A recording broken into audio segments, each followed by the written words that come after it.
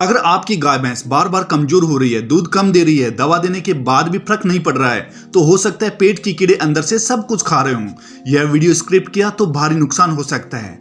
गांव में सबसे बड़ी गलती क्या होती है? किसान कीड़े की दवा समय पर नहीं देता है, वजन देके बिना अंदाजे से दवा देता है। नतीजा होगा दूध कम होगा, शरीर सूखता रहेगा, बछड़ा कमजोर होगा और डबल पैसे का नुकसान होगा। ध्यान से देखिए, एक छोटी सी गलती पूरी दवा को बेकार कर देती है।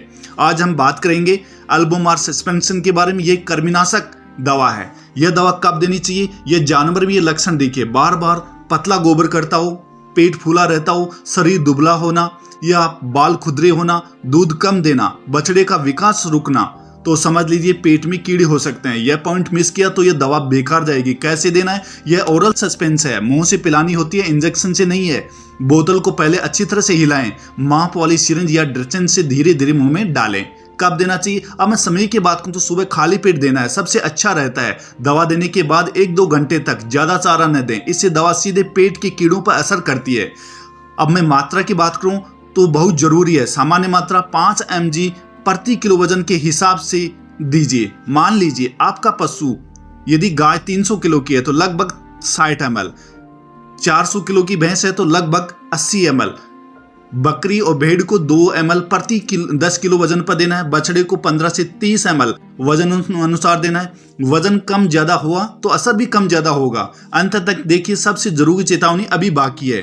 कितने दिन देना है? अक्सर एक बार की खुराक काफी होती है, लेकिन भारी संक्रमण में 15 दिन बाद दोबारा देना पड़ सकता है। डॉक्टर की सलाह से ही रिपीट करें। शरीर में क्या क्या काम करती है यह दवा? पेट के कीड़े, फीताकृमि, लिवर फ्रूट, जिगर के कीड़े, इन सब को खत्म करती है। यह कीड़ों की ऊर्जा बंद कर देती है, जिससे वह मर जाते हैं और गोबर के साथ बाहर निकल जाते हैं। क्या फायदा होगा?